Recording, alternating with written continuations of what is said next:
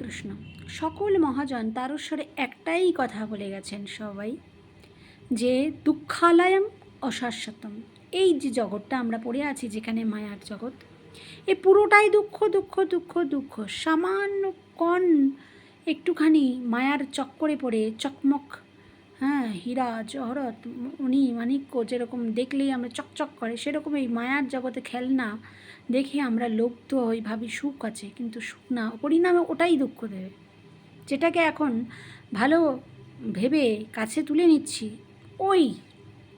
ওইটাই আমাকে পরে এত আঘাত দেবে। এই জগতে অশাশ্বত মানে একেবারেই কোনো সম্বন্ধ, কোনো কিছু এখানে গ্যারান্টেড নয়।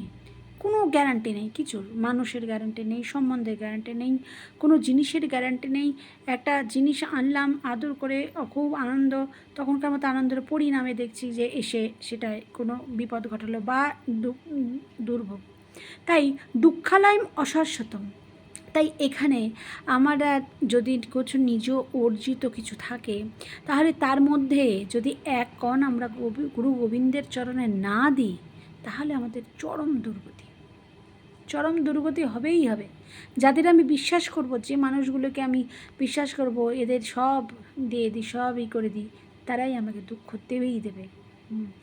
তাই এই জগতে কালিদাসের নাম আমরা সবাই জানি, কবি কালিদাস। তিনি কালীর কৃপায় ছিলেন মূর্খ একজন, কিন্তু কালীর কৃপায় তার জিহ্বা যখন তাকে ঠেলা দিয়ে যার সাথে বিয়ে হয়েছিল, পরমা শিক্ষিতা, তার সাথে বিয়ে হয়েছিল, সে ঘটনা আমি এখন বলতে চাইছি না, কিন্তু তিনি যখন ঠেলা দিয়ে ফেলে দেন তাকে, যে মরে যাক, এত মূর্খের সাথে আমাকে ব্রাহ্মণরা বিয়ে দিয়েছে, তা সেই পড়ে গিয়ে যখন তার জিভ কেটে গিয়ে, দাঁতে দাঁতে কেটে গিয়ে যখন কালীর কাছে পড়েছিল, কালী সেই জীবকে ব্রহ্মময়ী করে দিয়েছিল, এবং সেই জীব যা বলতো অপূর্ব সুন্দর হয়ে যেত। তাই কবি কালিদাসের নাম জগৎ বিখ্যাত, কিন্তু তিনি জীবনের শেষে তার অপমৃত্যু বলতে পারি আমরা হয়েছিল, পরিণাম হয়নি। কেননা তিনি ভুল জায়গায় বিদ্যা দান করেছিলেন। আমরা দান বিষয়ে খুব কঠিন, যে দান যদি আমি কারোকে করি, সেটা গুরু গোবিন্দ, সেটা ঠিক জায়গায় লাগছে কিনা, সেই দানের সেই পয়সাটা কোনো ব্যক্তি গরিব দুঃখী ভেবে দিলাম, সে সেই টাকার দিয়ে মদ খেলো, এই পাপটা আমার লাগবে যে দান করেছে।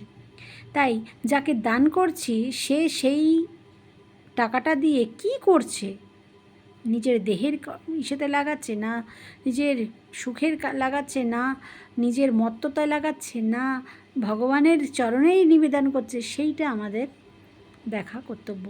যদি দান ঠিক জায়গায় না করে কোনো লোভীকে, কোনো অমঙ্গলকারীকে দান করে দিই বিশ্বাস করে, তাহলে তার পরিণামে আমাদের দুঃখ পেতেই হয়। এটা মূর্ত উদাহরণ হচ্ছে কবি কালিদাস। কবি কালিদাস তিনি জীবনের শেষে এমন একজন বেশ্যাকে তার বিদ্যা দান করেছিলেন, যে সেই বেশ্যা তাকে গলার টিপে ঘরের মধ্যে নিয়ে, তার সরলতার সুযোগ নিয়ে মেরে পুকুরে চুবিয়ে রেখে দিয়েছিল। আমরা ভাবতে পারি কবি কালিদাস এত বড় ইসে।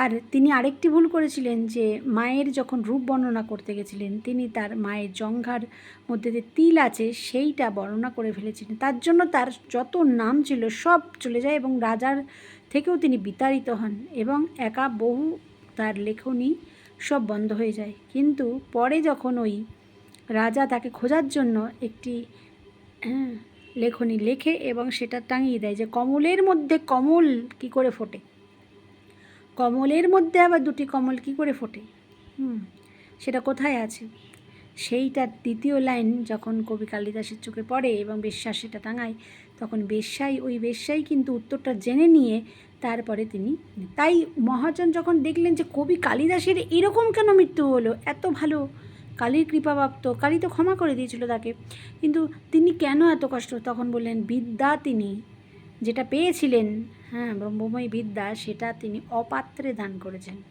এর ফলস্বরূপ সেই হ্যাঁ, অপাত্র কুপাত্র সেই বেশ্যাই তাকে গলা টিপে মেরে দিয়েছিল। তাই এই জগতে দান আমাদের খুব সাবধানে করতে হবে, যে এমন মানুষকে দান করতে হবে না যে টাকা দিয়ে শুধু হাজে বাজে নিজের দেহের খরচা, দেহের সুখ করবে। এমন জায়গায় দান করতে হবে যিনি ভগবানের সেবায় লাগাবেন, ভগবানের ভক্তের সেবায় লাগাবেন, তলে একদিন পরিণামে অবশ্যই ভগবান আমার দিকে ফিরে তাকাবেই তাকাবে। হরি বল।